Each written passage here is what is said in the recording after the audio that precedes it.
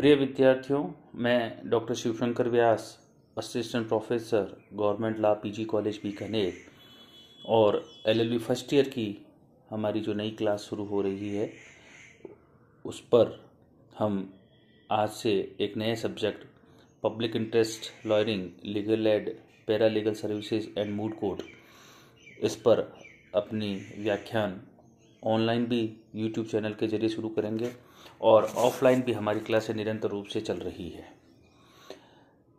जैसे कि आप सभी विद्यार्थी अभी महाविद्यालय में आ रहे हैं, लेकिन साथ ही साथ हम अपनी पढ़ाई को आने वाले समय के लिए तैयार करने के लिए अपने कॉलेज के यूट्यूब चैनल के माध्यम से भी शुरू करेंगे।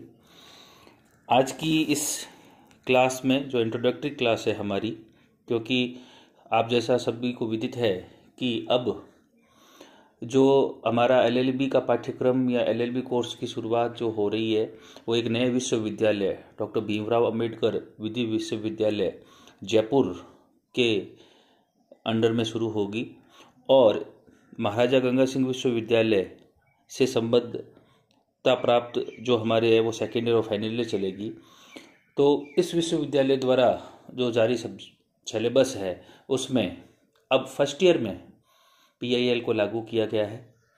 PIL ये जो आपका पेपर है ये 100 नंबर का पेपर होगा, जिसमें 80 नंबर यानी कि 80 मार्क्स रिटर्न पेपर के जरिए और 20 मार्क्स आपके प्रैक्टिकल पेपर जो आपको फाइल बनवाई जाएगी, आपको बता दिया जाएगा किस प्रकार से फाइल बनाई जानी है, उसके माध्यम से आपको दिए जाएंगे। इस प्रकार अब इस विश्वविद्यालय के द्वारा वापस से नए पैटर्न को इंट्रोड्यूस किया गया है। सभी पेपर्स में 5 यूनिट्स होंगी और उन 5 यूनिट में से हर एक यूनिट में 2 क्वेश्चन आते हुए आपको 5 क्वेश्चन करने होंगे। यानी कि जो पुरानी पेपर पैटर्न था उसे बदल दिया गया है और वापस से एक नया पेपर पैटर्न लाया गया है। आपकी जानकारी में रहे कि 5 यूनिट होंगे हर एक पेपर में, हर यूनिट से 2 क्वेश्चन आएंगे और आपको उसमें से एक क्वेश्चन को चॉइस करते हुए 5 क्वेश्चनों को करना होगा। चूँकि अपना जो ये 9th पेपर है इसमें प्रैक्टिकल होने की वजह से 20 नंबर प्रैक्टिकल फाइल के जरिए आपको मिलेंगे, तो इसलिए आपका इस सब्जेक्ट में जो रिटर्न पेपर होगा वो 80 नंबर का होगा और 20 नंबर प्रैक्टिकल के जरिए जाएंगे। तो यहाँ पर आपके पास में 4 ही यूनिट्स होंगी और उन 4 यूनिट्स में से हर यूनिट से 2 क्वेश्चन आते हुए आपको एक क्वेश्चन हल करना होगा। इस प्रकार आपको इस पेपर में 4 ही प्रश्न हल करने होंगे। इस पेपर में आपको एक प्रैक्टिकल डायरी बनानी होगी जो महाविद्यालय के द्वारा आपको बता दी जाएगी कि किस प्रकार से आप प्रैक्टिकल डायरी को मेंटेन करेंगे, जिसमें मूड कोर्ट हो गया, कोर्ट विजिट हो गया और लीगल एड कैंप है, इनकी हम एंट्रीज करेंगे आगे चलकर। जब हम यहाँ पर इसको पूर्ण करेंगे उस प्रकार से हम यहाँ पर करेंगे। अब हम अपने सब्जेक्ट की बात करें, शुरुआत करने की बात करें। ये पेपर का एक सिंपल सा पेपर के बारे में इंट्रोडक्शन दे दिया गया। जो हमारा सिलेबस है उसका जो हम यूनिट फर्स्ट की बात करें तो इसमें लोकहितवाद, meaning, nature, scope and object और पब्लिक इंटरेस्ट लिटिगेशन, ये हमारे सिलेबस की शुरुआत जो हो रही है पहली यूनिट।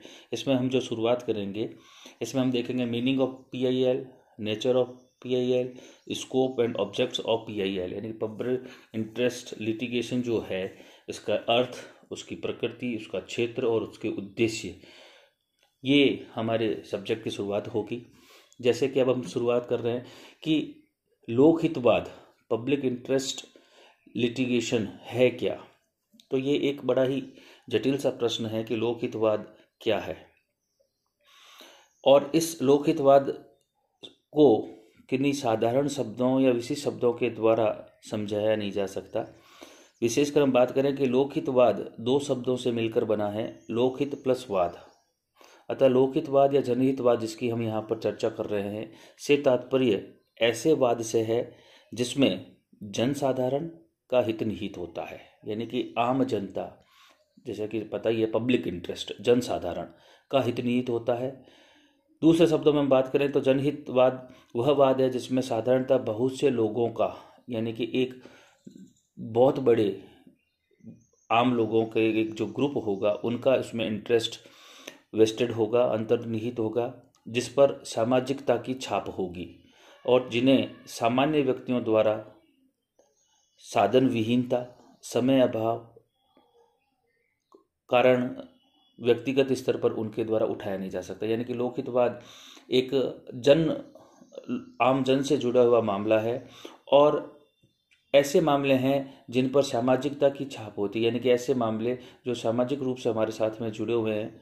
दूसरे प्रकार के मामले भी हो सकते हैं और जिन्हें सामान्य व्यक्ति क्या होता है कि अपनी साधनों की कमी के कारण हम बात कर सकते हैं, पैसे की कमी है, समय की अभाव है, इनके कारण से वह उन मामलों को व्यक्तिगत रूप से नहीं उठा सकते। तब इन मामलों को आम जनता के द्वारा, यानी कि किसी व्यक्ति, संस्था, संगठन, एनजीओ के द्वारा ऐसे मामलों को न्यायालय तक ले जाया जाता है। इस तरह से सामान्य जनता के व्यापक हित से जुड़े मामले लोकहितवाद कहा जाता है और इसका उद्भव अमेरिका में हुआ और इंग्लैंड से होते हुए भारत में इसकी पहुंच हुई।